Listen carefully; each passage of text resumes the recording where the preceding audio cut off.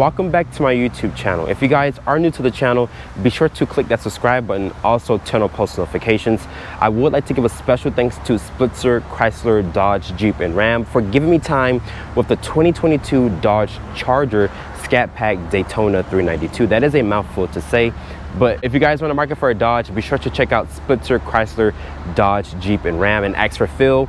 He will get you into a new or pre-owned vehicle. But let's talk about pricing here for the Dodge Charger Scat Pack Daytona 392. Starting price is at $48,745. This one stickers for $60,917. Let's talk about the exterior styling here for the 2022 Dodge Charger Scat Pack Daytona 392. Like I mentioned, this is a mouthful to say, but I do like the nice triple nickel exterior paint here. Looks really good with the gloss black trim. Let me know in the comment section, would you guys pick the Challenger over the Charger? Me personally, I will pick the Charger. It does have this nice aggressive low stance. It looks more meaner compared to the Challenger. But looking at these taillights here, they're going to be a halogen headlight with this LED turn signal, also with these fog lights down here, with this daytime running light. Everything in the front fascia here is going to be functional. And you guys wonder what this yellow piece is right here. This is a bumper guard. It protects the bumper from rock chips and whatnot. Everything, like I mentioned, is functional. I like this beautiful hood scoop here. It does say Hemi on the actual graphic there, which is really nice. And also says Daytona here in the grille. Let me know in the comment section, once again, which one would you pick, the Charger or the Challenger? But looking at the side profile here, this has an overall length of 200.8 inches with a wheelbase of 120.7 inches. So it is one of the largest vehicles in this segment. Looking at these tires and wheels here, these are a 275/40 P0 all-season tire. They're wrapped in this 20-inch rim design. I like the nice matte black finish. This also has the SRT Brembo brakes to give this vehicle really good stopping power. Look at those rotors, guys. Very large rotors here, once again, to give this vehicle good stopping power. There's a 392 badge here on the side fender. There's no LED sight marker or no standard size sunroof, but you have this nice black painted portion here, which looks really nice. There's also the Daytona graphic here towards the rear of the vehicle. I love this nicely integrated rear spoiler. It looks very aggressive here. Looking at the taillights, they're full LED, which is a turn signal, brake light, and reverse light. It actually wraps around the whole trunk lid. It also has Dodge spelled out here. There's a Spitzer badge here, and it says Charger right there. But looking down here at the lower part of the rear bumper, it does have rear parking sensors, also with these large dual tip exhausts. Let's listen to how the exhaust sounds.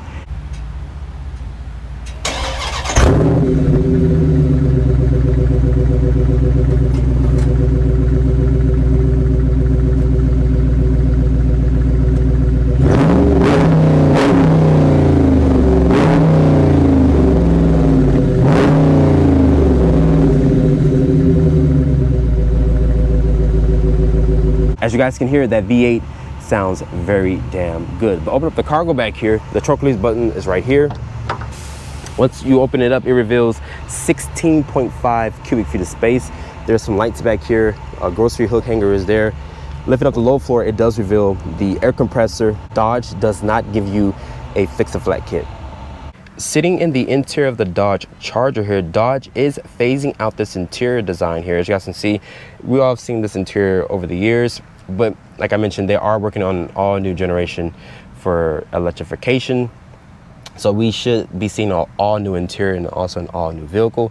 This is an 8-inch display. It does support Apple CarPlay and Android Auto. It's not wireless. You have to use the USB cable, which is located here in the center armrest. It does say Daytona here on the dashboard.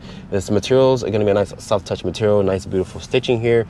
Like I mentioned, 8-inch display. You also have this display here that you can customize via this controls here. We'll talk about that in a few seconds. But let's talk about the door panel materials here. It's going to be a nice soft touch material with nice stitching, with this aluminum painted door handle. There's 2-person memory seats here. It is auto up and down for the driver and passenger. Your mirror controls are there. Nice stitching here, very well padded. Even on the armrest, more of that stitching is continued there. Large storage and cup holder space here. And the door pockets, your headlight controls, dimmer switch, and your trunk release button is here. This also has a manual parking brake with these aluminum finished pedals, which is the gas and brake. But shutting the door here, very good sounding solid door slam. And to start up the vehicle, you guys know, press the push button start right here on the dash. And you guys will hear that V8 come to life. It sounds so damn good. But looking here, very thick steering wheel here. This paddle shift is for the 8-speed auto. It says Dodge here on the airbag cover. Over here is for your adaptive cruise control. Like I mentioned, you can customize this display here via this pad right there to show you different stuff, like your speed warning, your screen setup, messages, audio, trip information. I've been averaging 15.1 miles per gallon, so it's not that bad. When it comes to fuel efficiency, it does tell you your range, also your performance pace, so you guys can do 0 to 60 times and whatnot. Like I mentioned, material is going to be a nice soft touch ejection molded plastic here for the dashboard. This does have a 3-spoke wheel design, which I actually like. Very thick rim to hold in my hands. Over here is going to be some very large buttons here, which have the volume and tune, also for your dual climate control that you can turn off the screen via this button here. There's your parking sensors, your traction control. There's a launch control feature here, your drive mode selector. Which you press this, it does show you your SRT dashboard, which has track, sport, custom. You can customize this to do different things. Go here to the SRT setup and whatnot. So you can customize different drive modes. You can also put in auto, so it will give it a more stronger feel. As you guys can see, it says storing is in sport mode, transmission is in discrete, paddle shifters are on, traction control is discrete. So you can customize this to your liking. If you guys go to track, everything is going to be into track mode, brakes, rotors, all that to give this vehicle really good track times. There's your climate controls here. It does have heated and ventilated seats. This is the Uconnect system. It's one of their older systems, but it's still a good infotainment system. You can also do drop and drag functions to different pace. So if you guys want to set up your infotainment stuff, your climate controls and whatnot, you can do that. This also has a heated steering wheel. Looking down, there's going to be a little bit of storage here. There's a 12 volt. This is the current key fob here. It has lock, unlock, trunk release, panic button, and remote start. You can rest the key in there, putting the vehicle into reverse. As you guys can see, looking at the backup camera, this does have trajectory with distance markers and whatnot, also with rear parking sensors. Kicking it down here to drive. Over to the left, there's a manual mode. You can also use the paddles there. Putting the vehicle into park. There's 2 cup holders here. My iPhone 14 Pro Max does fit inside the center console if you guys are not looking to mess with your phone as you're driving. But I like this nice lid here. It does have this nice high quality material here, so you guys can open and close to reveal the cup holders. Open up these center armrests here. It is lined with felt. There's this removable tray. Put my phone in here, like I mentioned, so you guys are not trying to be distracted with your phone. You can just, hide it in there. There's 2 USB ports, also with an aux port right there. Looking at these seats in here, the seats do take up a lot of the interior space here, but they're very aggressively bolstered. One of the most aggressive seats that I have sat in. It says Daytona here with this nice leather, also with this suede Alcantara insert. Nice stitching here. Like I mentioned, they're heated and cool seats. Looking at the glove compartment, it does offer this 2-tier storage.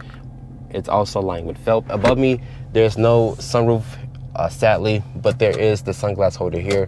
It's going to be incandescent lighting throughout the cabin. But overall, like I mentioned, this interior is getting phased out for the next generation of Charger and Challenger.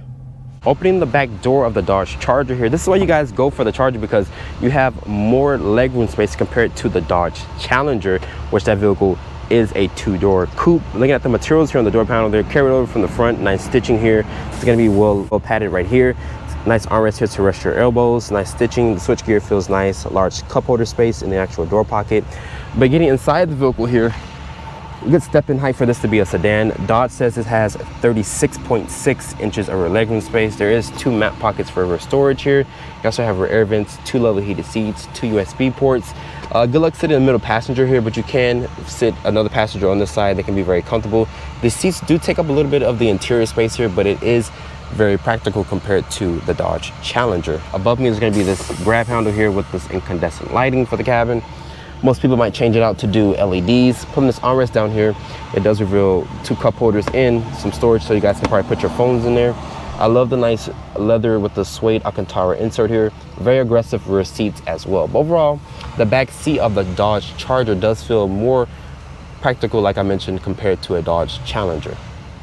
Let's talk about the powertrain specs here for the Dodge Charger here. As you guys can see, this is a beautiful 6.4 liter V8 engine. It's SRT powered, and it is a Hemi. This makes 485 horsepower and 475 pound-feet of torque. It is paired with an 8-speed automatic transmission. As the Dodge Charger sits here, it weighs around 4,300 pounds. Dodge says 0 to 60 in the low 4-second range. So this vehicle is very heavy but very quick. But keep in mind, Dodge is going to a full electric future, so expect the 0 to 60 times for their new EVs to be very quicker compared to the gas model that I'm showing you guys today. But making our way over to the fuel door here of the Dodge Charger, Dodge says this is rated to get 15 in the city, 24 on the highway, and 18 combined. Starting off in the 2022 Dodge Charger Scat Pack Daytona 392. That is a mouthful to say, that's a lot, but this vehicle is very powerful. This has Dodge 6.4 liters SRT Hemi.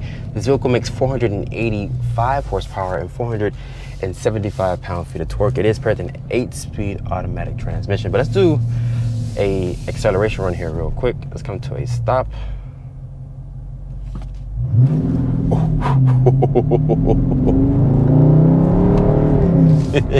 And this is rear wheel drive. The rear wheels didn't have enough grip, but this is with traction control on. But that thing sounds so damn good. Oh my God, that V8 is just beautiful sounding. And this vehicle does have a good ride quality. If you guys want to put it into its actual track mode, it kind of stiffens up the chassis and the way that it feels and whatnot. So if you guys don't want a harsh ride, I recommend leaving it into its actual auto mode. But this thing sounds so damn good. You just cannot deny a good sounding V8. But once again, Dodge is going to a full EV market. So, and they have this weird sounding vacuum effect. It's never gonna compare to a V8, but I can see what they're doing. They're trying their hardest to make it sound like a combustion engine, but it's gonna be hard because it's just basically lined with batteries and whatnot. This vehicle can do 0 to 60 in the low 4-second range. Unfortunately, I cannot do that because this is a vehicle from the dealer and I'm not gonna destroy their car because I can't afford to pay for this car. With that being said, 0 to 60, I'm going to take Dodge word for it. It is in the low 4-second range. I have seen some people do 3.9, 3.8, 0 to 60 timing. Let's talk about fuel economy here. This is rated to get 15 in the city, 24 on the highway, and 18 combined. So it is kind of fuel efficient. I've been averaging 15.1 miles per gallon. That's not bad, but it is bad. But keep in mind, this vehicle weighs around 4,300 pounds, and it does have that 6.4 liter SRT Hemi V8 underneath the hood. Let's talk about visibility. Great visibility. The hood bulge kind of, gets into the way, but you can still see over it just fine. You guys can adjust the seat and whatnot. The seat comfort in this vehicle is just so good. They're aggressively bolstered. I like that it says Daytona in the actual seats. It's lined with leather. Also the suede Alcantara, it feels really good. The steering feel in here is really good, and it's auto mode. But let's put into its sport mode here. And with the sport mode, once it's in the sport mode, it does turn off the traction. So you guys can probably do a burnout if you would like. I love the way this thing sounds, and it drives freaking fantastic. Like, you could daily drive this if you would like. It does not feel bad to drive, but you will pay for it at the pump. Like I mentioned, fuel economy is pretty decent.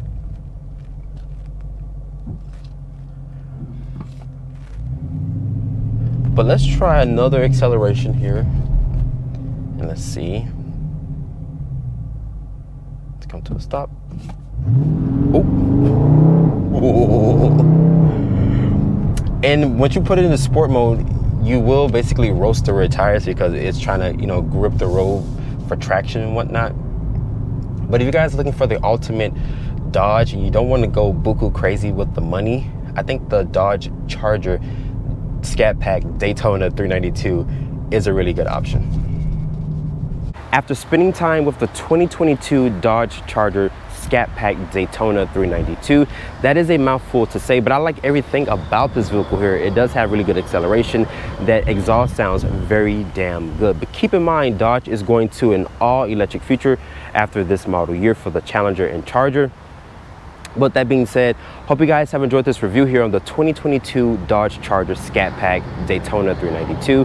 Be sure to check me out on Instagram at DriveOnReviews. Hit that subscribe button and turn on post notifications, and I will see you all in the next video.